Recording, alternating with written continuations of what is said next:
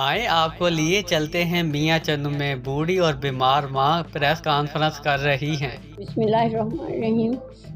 मैं ताहिरा परवीन मियाँ चन्नू की रिहायशी हूँ। मेरा बेटा मज़दूर अली रज़ा और मैं भी घरों में काम काज करती थी।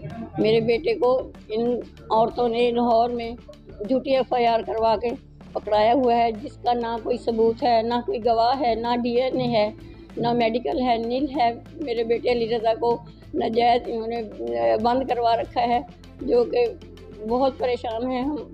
जस्टिस साहब से अपील करती हूँ और मरियम नवाज साहबा, नवाज शरीफ साहब से और आईजी पंजाब साहब से, और मैं अपील करती हूँ कि मेरे बेटे को रिहा किया जाए और इनके खिलाफ जिन्होंने झूठी एफआईआर करवा कर मेरे बेटे को फंसाया हुआ है, उन सब को पकड़ के उनके खिलाफ एक्शन लिया जाए।